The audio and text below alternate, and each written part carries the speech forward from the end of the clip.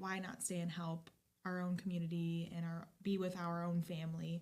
So that was kind of the switch we made in mentality. Like, you know what, this is where we actually belong. This is where we feel at home and where we're close to everyone we love. This is the Main Street Reimagined podcast, a show for people ready to turn visions into realities and ideas into businesses. Hey, I'm Luke Henry, and each week I lead conversations with Main Street dreamers who took the leap to launch a business, renovate a building, or start a movement. Their ideas, their mindsets, and their inspirations, as well as some of the highs and lows along the way. This is a place for dreamers, creators, developers, and entrepreneurs to learn, share, and be inspired to change your community through small business. Enjoy the show. Hey, everyone. This is the Main Street Reimagined podcast. I'm Luke Henry. Thanks so much for being with us this week. This is episode 22, and I am excited to have two ladies in the studio with me today. I have Lilly Lloyd and Sophie Johnston. Good morning, ladies. Good morning. Good morning. So great to have you here. So these ladies are the owner of Fable, the newest hotspot in downtown Marion. So if folks haven't yet been into your establishment, tell us a little bit about what they'll find there and what it is.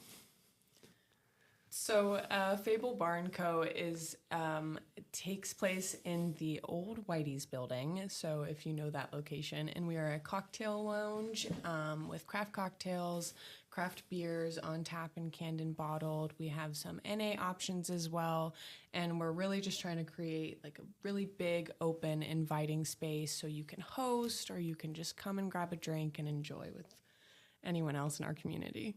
I think most importantly, there's a disco ball there. That's my favorite part. Indeed. We should have led with that. Yeah, actually, my bad.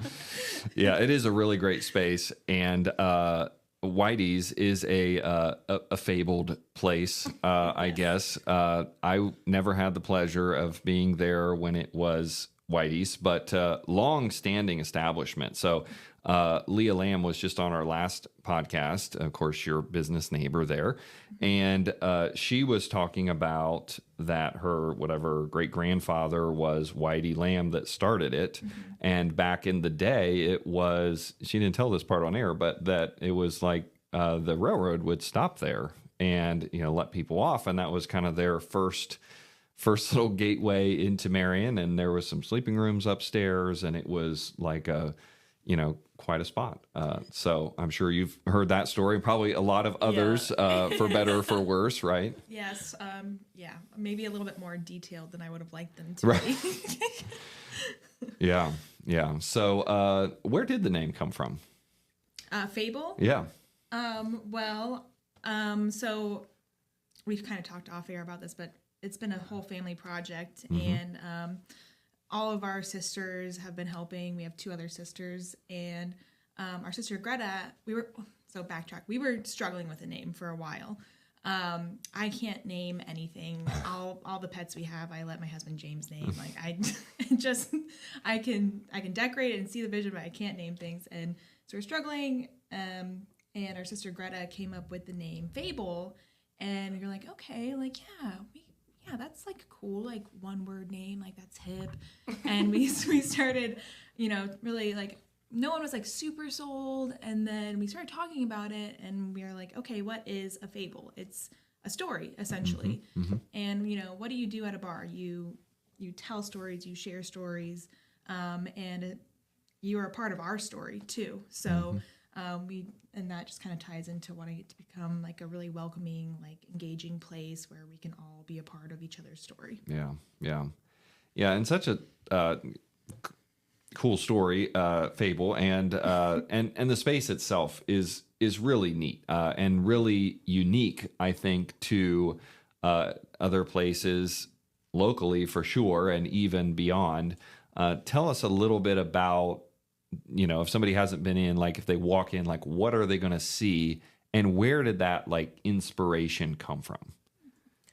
I would say like right when you walk in, it is just a very big, bright, open spot. And a lot of the inspiration behind like our decor or how we've set things up have really stemmed from our family members. Like our mother is an artist, all of our sisters are artists. So there's like a mural on the wall that we collaborated on. Like we use design elements that we learned growing up throughout all of this.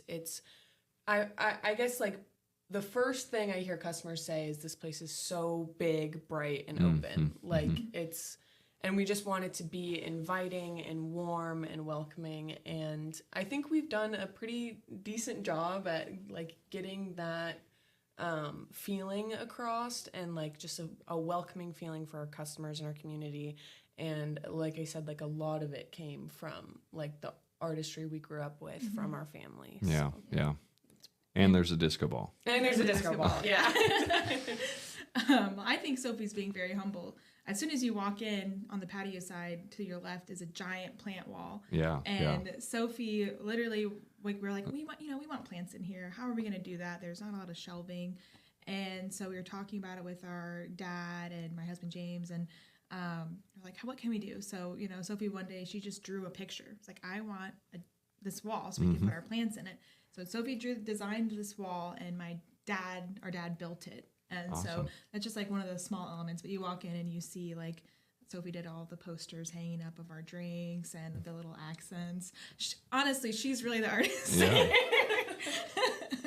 Yeah. Yeah. I mean, it's very obvious that there's a high degree of artistic influence in the space. And so, to hear the story of how that all came to be is super, super cool. I mean, it is like so bright, the plants just bring a completely unique element, and just the exposed brick. And then you have a lot of white or, light colors. And so again, that's not like what people generally think of as what you see when you walk in a bar. And particularly with this space, being what it was, it's like, I think just such a stark contrast to what it once was, which was sort of, I mean, can we say like kind of a day drinking dive bar? I mean, is that how we would describe it? I think it was actually open 24 hours a day somehow. Yeah.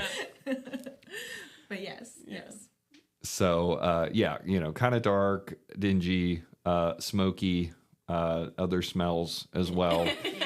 From what I understand from you guys, that took a lot to eradicate. Yes, yeah. And some surprises that we maybe don't want to share, of things that you found along the way. But what it is now, so bright and airy and lively, is really neat. So you've created something really special there. And I think that it's worth mentioning that, I'll ask you, I mean, so your family has deep roots in the downtown. So tell that story, and how from your grandmother Lois to down through your generation, like what it's been growing up with, I think an affinity and love for the downtown, and a vision and a belief for what it can be, that you guys probably had before a lot of people did. Yeah, I'll start. Growing up, my grandma, from like my conscious memory, was always downtown and out and about, and she lived right downtown. Everyone knows the loft. Yes, how awesome of course. We miss it every day. But it was really cool seeing that, and seeing it through her eyes, because even as like a younger person, I always thought downtown was cool. Like I always saw her vision and was like, this could be like, this is a cool place. Like not even this could be a cool place. Like this is a cool place, because that's what I was like. That's what we were told and shown. Like we got to see the behind the scenes of a lot of projects, and like a glimpse into the future of like what she saw, what the community saw. So it was really cool. Kind of never really, like when someone would talk poorly about downtown, way back when, before it was a happening spot, I'd be like, wait, what are you talking about? Like, I don't like, so it was nice to see it through those eyes, and kind of always be excited for the downtown area. And she's been working in Marion for. I honestly, like, I've heard all of her stories. I can't put a timeline to it because it's just like it's always been happening. Right, yeah. Before you were born. Well before. So, yeah, she's obviously been a huge inspiration and mentor to us. And that, I think, has leaked down through the generations. Her daughters, her granddaughters. We've all kind of been a part of that and seen that vision. And it's really, it has shaped us. Yeah. Yeah. I mean, truly, like, it's like growing up having, like, obviously, like, our mother and our aunts, but especially, like, our grandma as well, just be these strong, independent women. It's been, like you said, it shaped us, like, across the board. And, like, to touch on downtown, like, I remember, like you said, growing up and visiting the loft, like, my friends and, like, third grade would ask if they could spend the night there. And so, like, we just have such good memories associated with downtown Marion growing up, and to see it, like, be revitalized and like reaching its full potential and still so up and coming is just so lovely. Like, getting to see what we always, like, knew it could be and were told it could be and everything, and it's happening, and it's just really nice, I would say. Yeah, I love that so much. I was just sort of moved as you were talking, like, thinking about what the downtown looks like through my kids' eyes. Yeah. I mean, as we've been working in downtown for now 6+ years, and, they started out pretty young, watching the process. And, just for listeners to kind of connect all of the dots here. So their grandmother, Lois Fisher, who they're talking about, really was the matriarch of downtown Marion and started off doing projects, really simply and incrementally, many years ago. Yeah, I'm not sure of the exact date either, but it, forever ago. And what's really cool is that I, a few years ago, bought Lois's very first building that she ever bought in the downtown, and she worked there as part of the law firm for a period of time, and then was able to buy the building and fixed it up and did some projects there, and worked down the street with some others, and I went on to buy some other buildings from Lois, and I feel like part of the story of you guys' family as well. I feel connected to you through that, because of, and Lois and I have had many of these conversations where it's like she sort of took things to a point and then handed off the baton, and we've been able to take them to another iteration, I think. And you ladies are doing the exact same thing with the project that you're working on, and so we haven't talked about the fact that, Lilly, you and James bought the building as well, and you're living there, and are have some other projects on the horizon that we can maybe talk about as well. So right now. Well, let's rewind a little bit. Okay. Let's rewind so that people kind of get the full story. We're kind of giving bits and pieces, but I wanted to kind of like draw that, kind of the big picture story and how everything fits together. And, our stories kind of overlap through Lois. But tell a little bit about each of you. You talked a little bit about your growing up, but I mean, a little more about, growing up here in Marion, and then you kind of ping-ponged around the world for a while, and then landed back here, and talk a little bit about why you did that and just all of that. So, Sophie, you want to start that? Yeah, so I can tell you right now, it's not going to be as interesting as Lily's story. But yeah, we grew up in Marion, kind of like here and there, different neighborhoods, super involved with downtown stuff, watching that happen. And then when I was 18, after kind of trying to figure out where I want to go, and I did graduate during the pandemic, so it definitely threw me a little bit off course. Right. And I would say that really shaped like my decisions today. Like I had a plan, and then that was again thrown off course.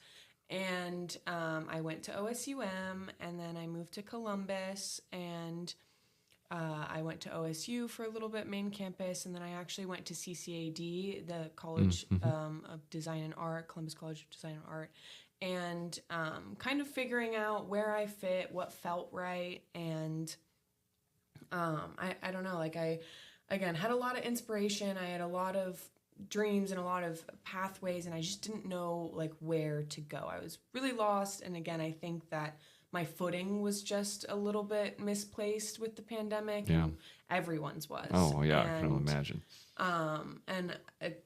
Again, I'm jumping ahead a little bit, but when this project was presented, it was like the first time it felt right. And it felt like everything leading up to this moment of like growing up downtown, seeing what was like possible, seeing like having the mentorship of our grandmother, having the inspiration from our mother, like taking something and creating a whole new world with it. And then going to different universities and learning little pieces about business and about arts and like fine arts and everything. It was a very wild ride to get me here. And I lived in Columbus after 18 until about 5-6 months ago, I think. Yeah. And it's been a wild ride, and I wouldn't trade anything in. Again, it's just Marion and Columbus. You'll hear a little bit more about the world with Lilly. But yeah, I've been really grateful for every confusing step of the way. Yeah. Looking back. Yeah. Well, we're glad to have you back here and using your talents and sharing those with the local community. So, So Lilly, how about your story? Well, born and raised in Marion, went to school here, went to OSUM, did the whole thing. And of course, what does every angsty teen want to do but to get out of their hometown? So that is what I tried my darndest to do. Obviously I would, keep getting sucked back here and there, but it just never felt right until me and James, we lived in Columbus for a little bit, then the pandemic hit, and we said, well, we were both not working at the time because we weren't allowed to go into our workplaces. So we were like, well, how can we make an impact? How can we help? And so we kind of threw a dart, if you will, and decided to pack up and move to Guatemala to volunteer. So we were volunteering there in Guatemala for a little bit, and we loved it. We were there for about 8 months, and we said, okay, how can we get back here? Like, that's our number one goal. Like, we want to live here full time, so when we were packing up to leave and finally going home, we were devastated, and we were like, okay, we need something that we can make money on and be able to manage from afar. Obviously our family is in real estate. It only made sense. We moved back to Marion, and we were looking for, we were thinking like housing, like renovating houses or, rentals or whatever. And my grandma had purchased the Whitey's building from Danny. And so we were kind of helping her, and she was teaching us, showing us, what to do. And my grandma was like, what am I doing? I moved out of downtown. I don't want to do this again. Right. The family had been super involved already in the building, so she kind of offered it up, and she's who wants it? Who wants it? And me and James were like, this is what we've been looking for. So we bought it from her, and we're doing all these renovations. We said, why are we trying to move away again? Like, why are we trying to leave our community to help a community that we don't have any ties to or any like emotional we did at that point, but like, why not stay and help our own community and be with our own family? So that was kind of the switch we made in mentality, like, what, this is where we actually belong. This is where we feel at home, and where we're close to everyone we love. So that's, long story short. I won't bore you with the other details, but yeah, that's how we ended up back in Marion and how we ended up loving it. Yeah. And we skipped over the part that you told me a little bit before, that you and James were living downtown Yeah. each, and that's where you met Yes. in the Flying Fish building, which I now own. Again, Yeah, that was yeah. a You're part of my transition. story Yeah. through and through. So you Yes. guys lived in those apartments, and he came knocking on your door, offering a gift, and trying to get to know you a little bit. Apparently, Yes, very James. He brought me a tray of brownies, knocked on my door, and said, "Hey, I'm your neighbor now." So it was, yes. Yeah, love that story. So yeah, and James and I met many years ago. I think when he was at the library, we did Leadership Marion together with the chamber, and then of course you came back and worked at the chamber for a spell. So get so many, like, in a small community, I just love all the overlapping things. And then one day I look up and I was like, oh, they're together. That's interesting. I didn't realize that, but yeah, that's cool. So and here you are, and you're back, and you're doing some great work. So so I love hearing those backgrounds. So thanks for sharing that for my benefit and for listeners as well. Just kind of hearing how these long and winding roads often do lead back home, which is really fascinating. I agree that I'm hearing a lot of these stories, and it seems like more and more like people that wanted to get away from Marion, and then they get to a certain point in their lives. Maybe they're just kind of wanting to settle down. Maybe they're having kids or whatever, and they're like, "Gosh, I actually had it really good." There's actually a lot to love in Marion, and especially if you have family in the area, it's like, yeah, this is home. Yeah. And so it sounds like that's a lot how your stories have kind of landed for at least for the time being here. So that's great. So then, Lilly, you guys had this opportunity with the building.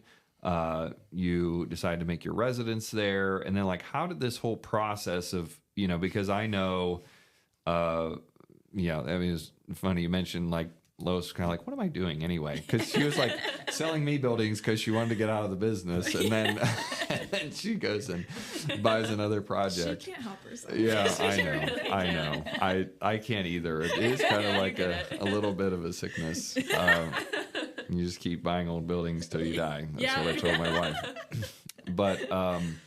But yeah, so I mean, I know that when I talked with her at some point, she was like, I don't know what's going to become of it. James and Lilly, they're, kind of interested, but they're not quite sure what they, want to do with it either. So, tell us a little more about that whole process of deciding and how you landed on what it is, and then how you pulled Sophie into the picture and all of that. So we obviously bought the building, and we just picked up where we left off and started, kept going with renovations.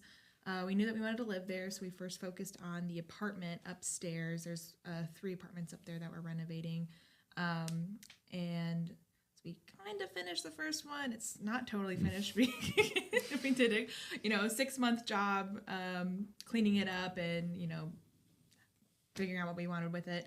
And then we're like, okay, well, now we got to start making money. So let's work on the bar. So we started working on the bar, and we were cleaning it up. James brags every day that he filled up 23 dumpsters from just the bar area of stuff. There's a lot of stuff. Yeah. Yeah. So, and there was no heat. It was freezing, whatever. Small details.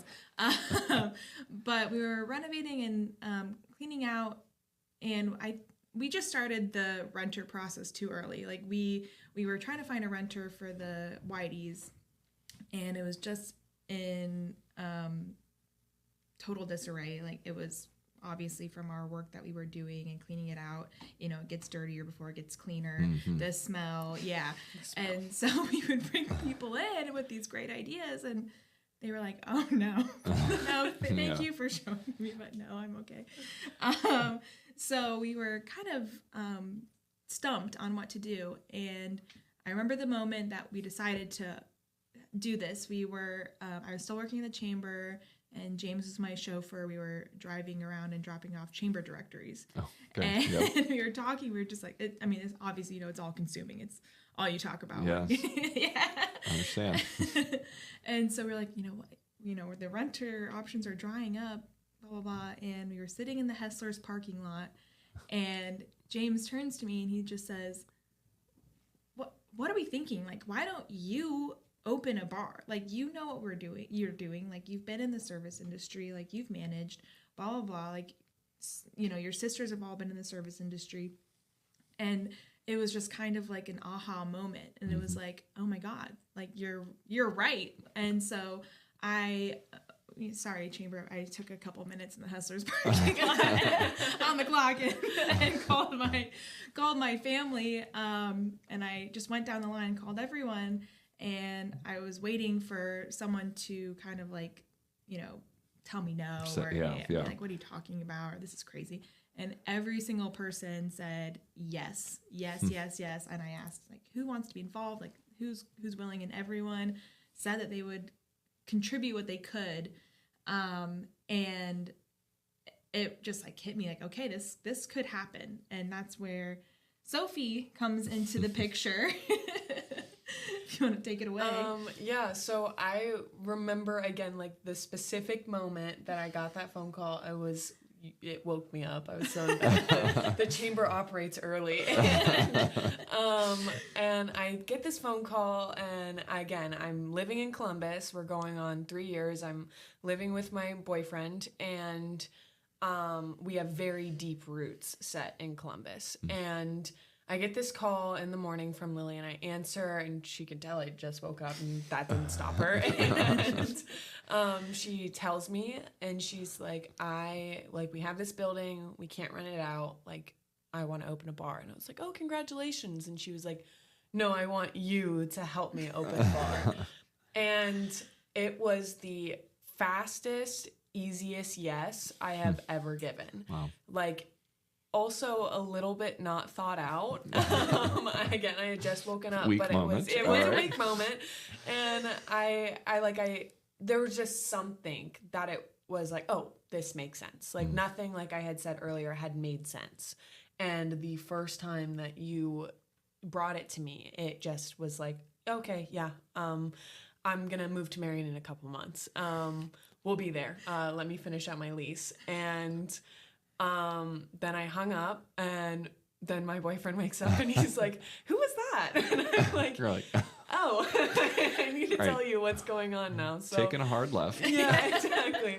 And I mean, truly, like, he has been amazing. I told him, and that I just confirmed that I would be involved, and he was so supportive from the second it happened. And he packed everything up with me, and he was born and raised in Columbus, and he packed up his whole life and my whole life. We said goodbye to our friends, and we moved back, and he actually commutes an hour every single day because his job is still in Columbus. Oh, wow. He works at a nonprofit, and he will get off of a shift, a 10-hour shift, drive an hour back, and then help us close the bar.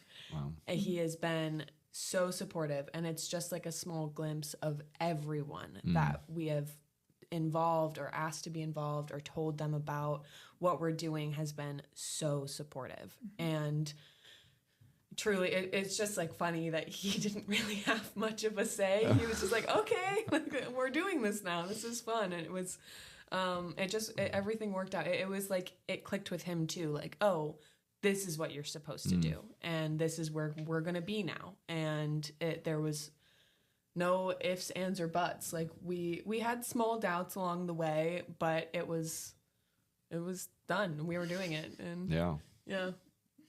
He's very happy living in Marion. I was really scared bringing a city boy back to my hometown, and he loves it. Aside from the commute, that can be hard on anyone, but he truly, I mean, I think has been looking into nonprofits around Marion as well to maybe shift career path. That's maybe a stretch. I know he loves his job, but I'm pushing. Yeah.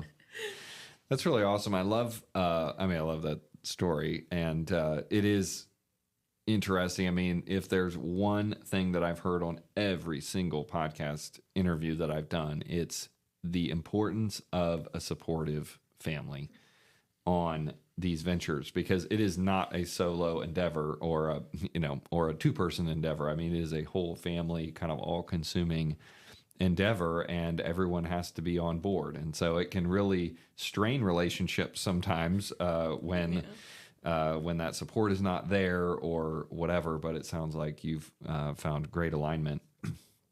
And and it's also interesting to me to hear like the outside perspective of someone who's come here from Columbus, which we're seeing more and more often and more often. I mean, I've told a story, I think, on another podcast that, I mean, our last 5 people that have leased apartments downtown are all from out of town, you know, coming from Delaware, Franklin, or Union County, you know, so bigger areas to us here in Marion. But what is he, you know, you said he loves it. I mean, what are some of the impressions that he's gotten and kind of some of the things that he's said that he's really enjoyed with the change of pace here? Yeah, I mean, I think everything is it's like a city, but on a much smaller scale and with much more community involvement. Like, he loves, again, we were in Columbus, we were on campus, off campus, we lived in Bexley for a little bit, and it's just so much bigger, and some places are walkable, but you don't know who you're walking past. And I think that he came into Marion as a stranger, and he's slowly starting to learn faces and recognize people, and he loves that. The restaurant we go to, Bares, we now see the owner at the bar. Like, he loves that he's getting to know people and he's feeling involved. He loves living downtown. We live at the Harding Center, actually, our Harding Hotel. And he loves that he can walk to the Remnant and get coffee, that we can walk to shops up and down at Spruce and Sparrow or the Foxglove Hollow. Like, he loves that you can bar hop and it's all a walk away and you know the people that you're walking in. Like, it's just such a more personal experience. And I think that's kind of really what he's loving. Like, he's always been a little bit of a city boy, and I think he was scared about moving down to my hometown, but downtown is just a completely different feel than what it was, and I think that's truly like what he's enjoying the most about it. Yeah. Thanks for sharing that. I mean, that's what we're all working towards is to create that inviting place that kind of has the bigger city amenities, but with, you know, that like hometown, you know, like Cheers vibe, right? Where it's like, you know, you go places and you see people, you know, and you genuinely enjoy seeing people that you know, and you run into them, you know, all over the place. So that's awesome. So let's, you know, kind of shifting back to the business and getting this off the ground. And so you've been open for a couple of months now, right? Actually, this is going to be our 4th week. Okay, all right, a month. In 1 month. Yeah, Exactly. so you've learned a lot in that month, Yes. and you know the time leading up to it. I mean, what are some of the kind of unexpected challenges that you came into as you know, after you said this easy yes and took the leap? Now the work begins. So, you know, what have some of those challenges been? Well, honestly, everything has been an unexpected challenge. I'm sure, as you know, every single small project turns into a big project. Yes. And it takes, you know, a lot more money or a lot more time than you ever thought it was possible. Right. Yes. So that resonates yeah. deeply. You know, it's just, I mean, like, for example, like our floors, they had painted the floors with black paint, and we're like, okay, this will be easy. We'll just sand the floors and poly them, right? Okay. No. You have to, you know, unbolt everything from the floor, rent the sander, figure out how to use it, sand it horribly about 4 times until it finally goes through, and then you have to cover everything up to make sure it's not dusty, and then you don't get to poly it right away because you're still working, and then when it rains, the rainwater seeps up from the floor cracks, and you have to mop up whatever that gunk is that comes up every, like, you know, so like this, like, over the weekend project turned into a couple week project, and it just seemed like everything we did turned into that. Like our bar top, it was a lot narrower, and we just kept on, like, it was layers of veneer, and we just kept peeling back to try to hopefully find a better piece. And you know, we got to the bare bones of it, and there was nothing left. So we had to reinforce it. Our grandpa came and helped us, like, reinforce it and sand it down, and we had to rebuild the bar because we tore it down hoping to find something good, and there was nothing there. So yeah, just truly everything has been unexpected. Yeah. I'd have to say. Yeah. Yeah. I understand. Yeah. And I mean, and yet you figured them out Yeah. one thing at a time. Yes. And yeah. Okay. Sophie, anything you would add to that?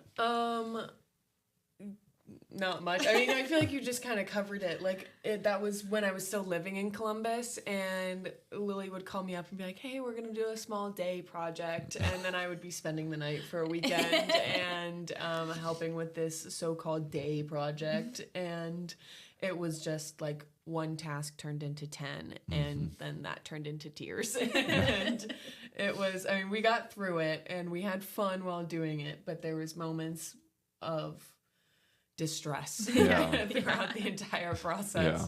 So there were some tears along the way. Oh yeah. Yeah. And like who steps in with the tear? Like, where do the guys go? Like, do they come and like console, or do they just know to kind of like shrink back and go get food or something? They hit the ground running. They give us an hour, they come back and Bearing gifts. Yes. They know to give us our space, and then when we're ready to handle them too, we they come back, and they're very supportive. They are, but they know to just let us be. They give you a minute. They can read the levels of like, okay, I need to either go to the store and get them soda and candy, or get them a bottle of wine, and then come back. So everyone's been awesome. Yeah.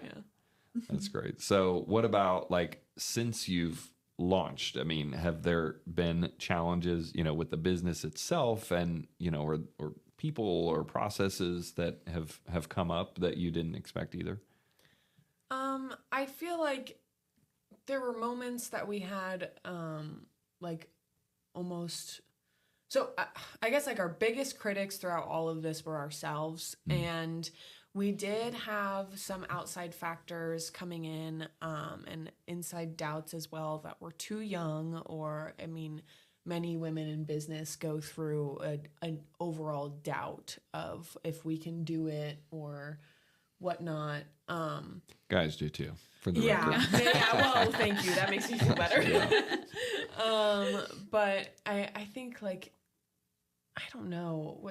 I guess it was just like mostly we were doubting ourselves the most, and we've never done this before, and we both have a combined experience of like 18 years in the service industry. So we're like, we can do this once we open, but how do we open? And I mean, not a lot of people know this, but I'm only 22, so my first day of bartending was on our soft open. So there was like that overwhelming doom of, I don't know how to do this. Yeah.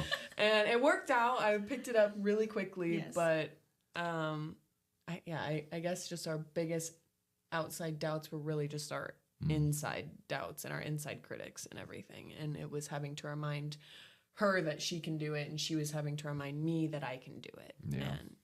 And That things you would add to that? Inventory. Yeah. We still don't have that. Yeah, the week just creeps up so quickly, and then orders are due. I think those are our two biggest things, are ourselves and inventory. Truly. Yeah. It's challenging. I mean, I've been in the business, for a time as part of our downtown projects as well, and I can relate to everything that you're saying. I mean, starting with the doubts and kind of the a lot of things that come up that you don't know how to deal with. It's just sort of one thing after another that you feel like you're kind of like building this airplane while it's in flight. But it seems like you're figuring it out one thing at a time, and overcoming some of those doubts, and it seems like it's been very well received, and so I mean that has to like make you feel very good. Yes. Yes. So I think that personally, I think that's the sort of like addictive nature of building businesses, is like you take this thing from an idea and you turn it into an actual thing, and then you put it out there to see if people love it or not. And if they do, it's like the best thing in the world. I think that, that you've have the knowing that you created this thing and people enjoy it, and you're providing a backdrop for special moments and occasions for people, and good times, and a listening ear if someone's had a rough day, or just the opportunities that come with it. So sure. I know you're a little just getting into that, but I wish that for you guys as you continue, that you'll have more and more of those opportunities to be proud of what you've built, and also know that you're providing that gift to the community that they're able to come and enjoy with you. So let's so you said that you have a gift that you brought. So I've never had to do this segment of the show before, where we do like a live gift on air here, but I understand you've prepared something. So yes. you want to do that here? Do you want to talk about it a little bit while I get it ready? There we go. She lost the rock, paper, scissors battle, so she has to make it. So yes, this is, don't worry everyone, it is an NA version of one of our cocktails. Beautiful. So it doesn't pack as much of a punch as it would normally. But we started and we thought we would be open by June. So obviously that didn't happen. We went into late October, and our menu is very summery because that was our original recipe. So we're looking to do like a winter menu change here soon. And this is going to be one of the drinks on our new menu. It's called the Minty Mocha, and it normally has, Luke, you came in recently to the bar, and you got a tiramisu martini, so we figured we'd bring you another sweet treat, because that's the only drink I know that you like to drink as of right now. So this normally would have peppermint and mocha schnapps and cream, and it's topped with whipped cream, candy cane sprinkles, and the equivalent of a Thin Mint. But as for the sake right now, it is chocolate cream, milk, peppermint, syrup. It's just basically NA version of the mocktail. Yeah, love it. So I got to give a little play-by-play here. Okay, so sorry. if people are just like hearing the clanging, so Sophie's brought in like this whole like little mobile bar setup. So she has like a cooler with ice. She's got the shakers, strainers, glass, and all the garnishes. So if you're not watching this on YouTube, you're missing out. Please don't. But so you're watching me scramble. just do the laptop version, tabletop version of the mobile bar here. So I am gonna shake it. I all don't right. know how this Yep. is gonna translate. Go ahead. You know, all the sounds right here on the podcast. So first time, one of a kind experience. Hopefully not the last. Yeah, hopefully not.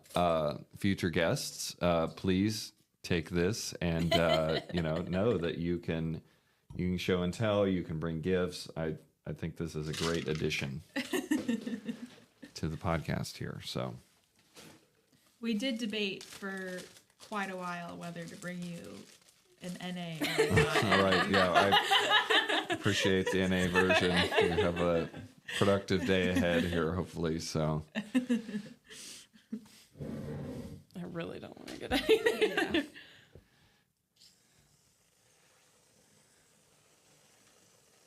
getting some whipped cream on top that's here. what that noise is. Yes, well, Thank you for is narrating. translating the sounds. Some candy cane sprinkles now going on. Final garnishes. And this is that Lovely, Thin Mint cookie we were talking Thin mint. about. Okay. Got to work on that That's one. beautiful. Okay. Wait, do you have the napkin? Oh, yeah.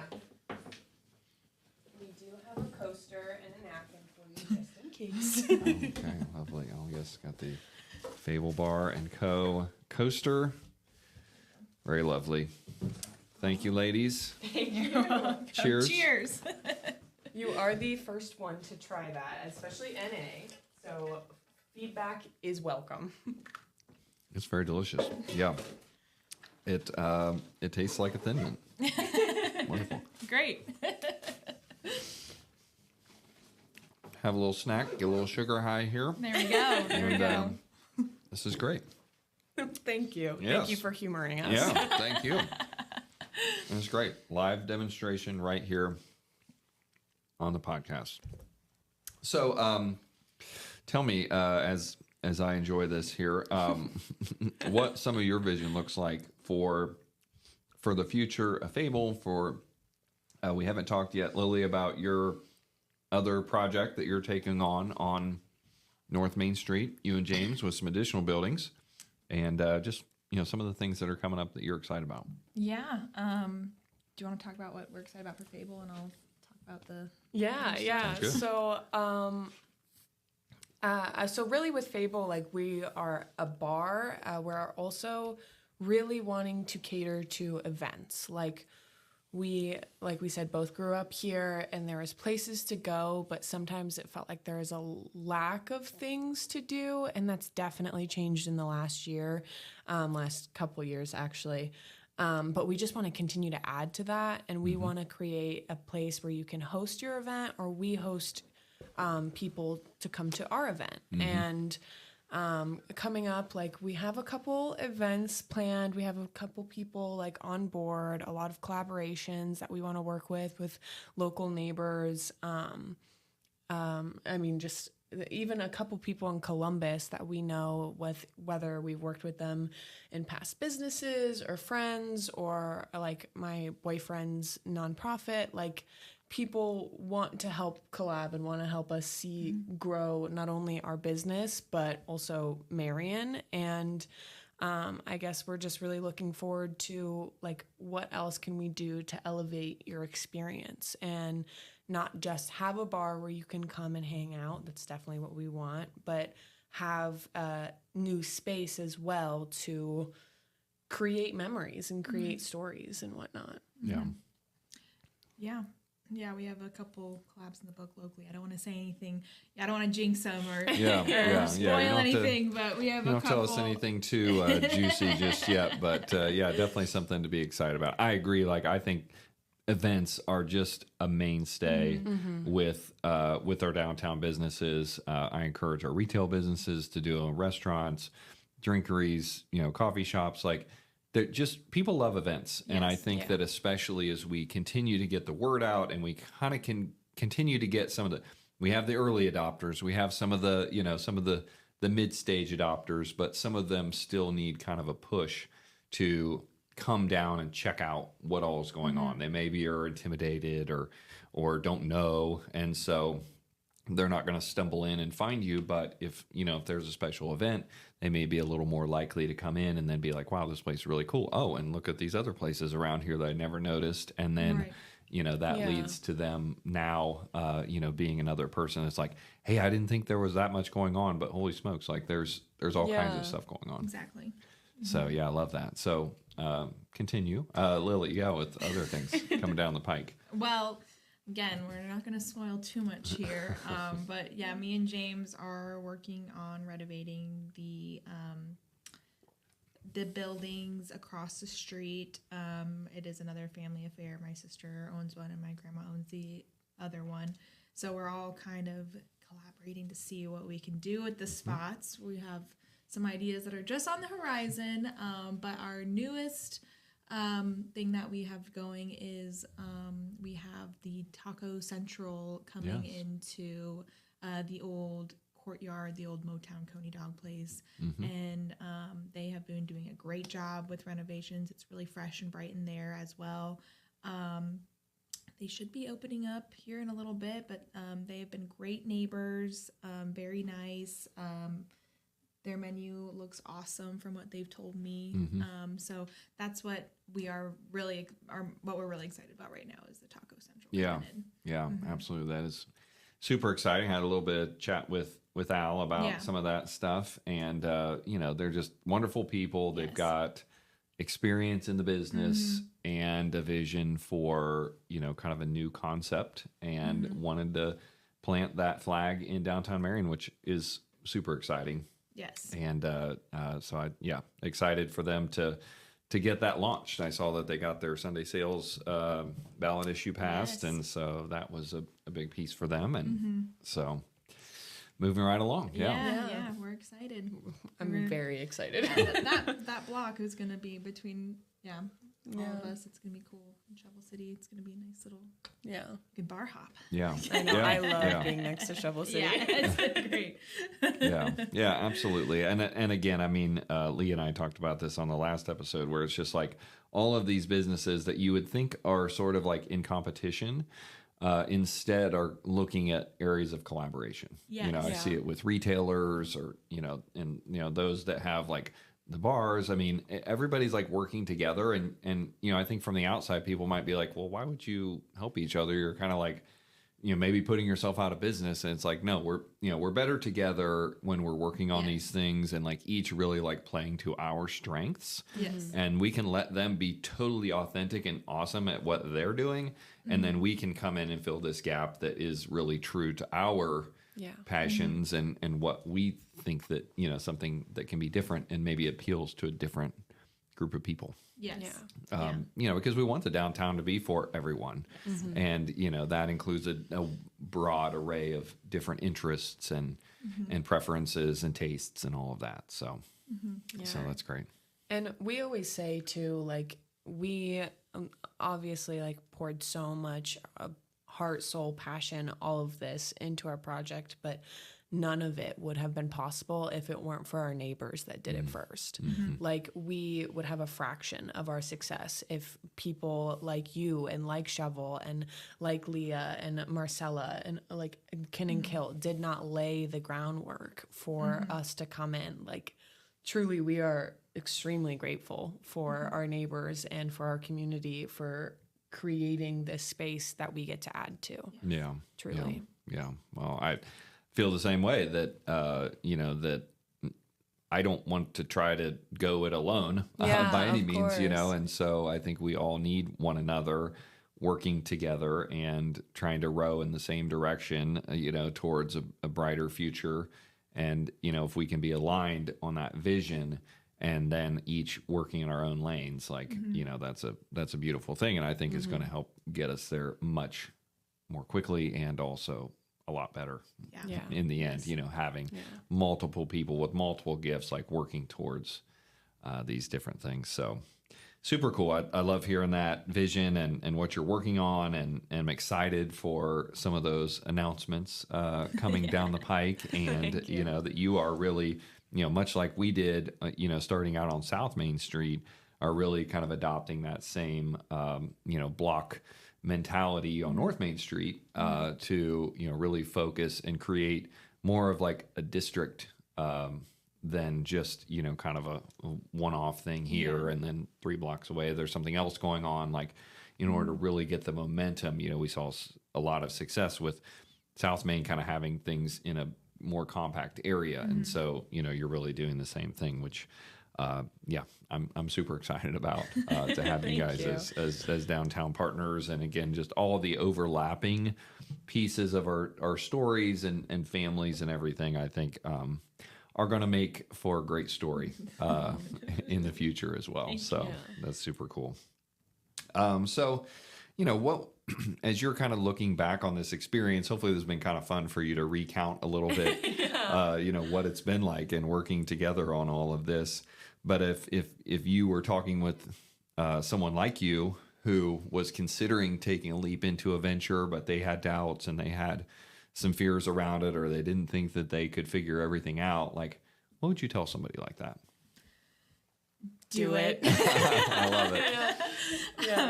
Yeah. I mean, we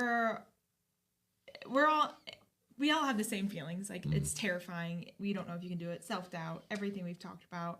And, a huge part of it was, it does take a village. If you don't have that village and you're looking to do something like this, especially in downtown Marion, you can create your own village. Like seriously, come to Sophie and I, James, if you need advice, help. I think I was listening to Emily's podcast and she said the same thing, which I thought was really awesome. Everyone that I've talked to has been super, super helpful. Like, again, like Shovel City's been giving us advice.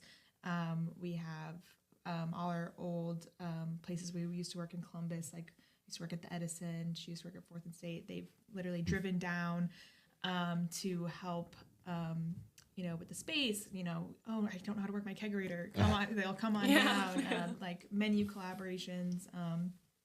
So even if you don't have that family core or that that family structure, you can create your own family, and nobody is going to shoot you down. And if they do, just move on to the next person, because there's always going to be a supportive person. And that's really I think the core of all of it. Is your support. Yeah.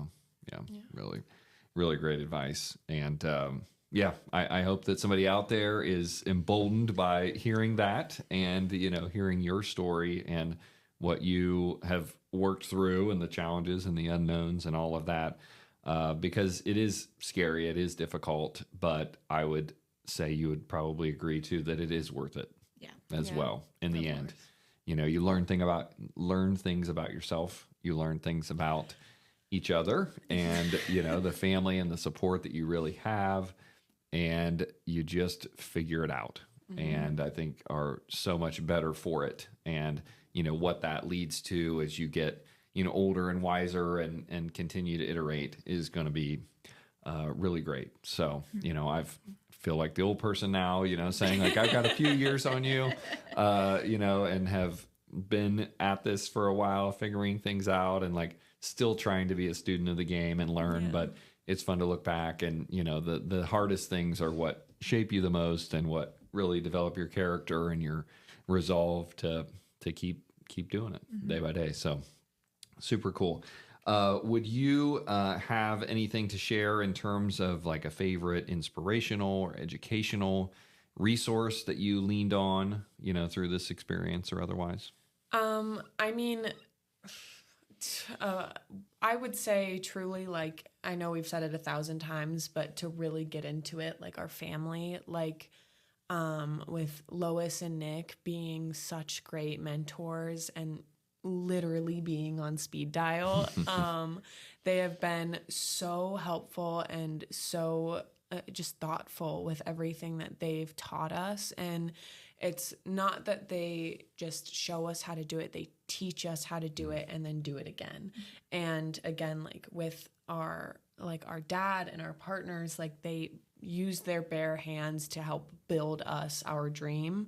And that is just so inspirational. We said what we wanted to do, and these people banded together to make it happen. And our sisters and our mother and our aunts, if something wasn't working out or if we needed help, it would literally be call mom, she can help fix this. And it was everything we knew growing up, but to have it just truly put to the test, and it was inspiring. It was every single person in our family, younger or older, was our mentor, and just truly inspiring. And I love working in a place where I can look around and see my mom made this cocktail and my sister helped us do this, and it's our sister's name that she chose on the building. Our grandparents helped us do this. Our dad built that. Our partners did this.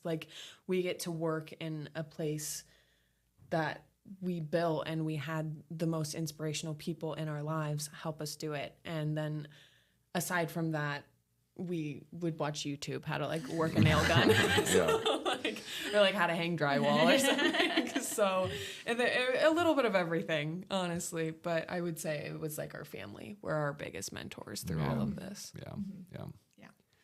Well said. Well said. So well, thank you again for coming on and for telling this story. And I look forward to much success for you and more good things coming down the pike. I can only imagine, the next time we sit down, maybe what all you'll have figured out and learned expanded at that time. So Thank you. Thank you so much for hosting us. yeah, This has been so fun.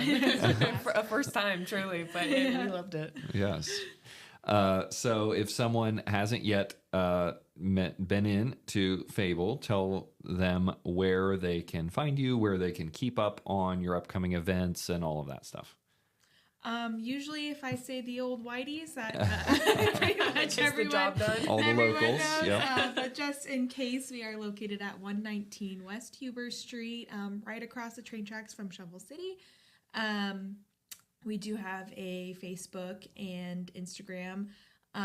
We have an email at sayhello@fable.co. We do have a phone number, but our phone doesn't have voicemail yet. So if you have any questions, probably Just come and see him. Socials or email would be best to get hold of us. But yeah, we're here waiting for you guys to come in, and we're excited to serve you and make you laugh and make you feel like you're part of the family. So Yeah, Truly. yeah, absolutely. And like we talked about on Leah's, since you're side by side business neighbors, the West Huber kind of throws some people off. So it's like North Main Street. Yeah, So it's like kind of behind the Fahey Bank drive-through. yes, thank you for Yes, Yeah. right. Yeah. Kind of like Thank catty you. cornered from the courthouse. Yeah. So yes. yeah. But look for your little sign up there with the rabbit. Yes. And can also enter through the back. Yeah. Right off of the parking lot in the back. So Yes. all right. Well, thanks again for being here. Thanks to our listeners for tuning in. I hope that you found this interview as much fun and enjoyable as what I did, and hopefully are leaving with some education and some inspiration. If you're somebody that's considering taking the leap, just do it, as the ladies say. And we hope that you'll join us for another upcoming episode of the Main Street Reimagined podcast real soon. Thanks for listening to the Main Street Reimagined podcast. To learn more about Main Street Reimagined, Henry Development Group, or our work in downtown Marion, Ohio, please visit mainstreetreimagined.com. If you want to connect, or if you know someone who we need to interview, shoot us an email at info@mainstreetreimagined.com. Until next time, keep dreaming and don't be afraid to take the leap.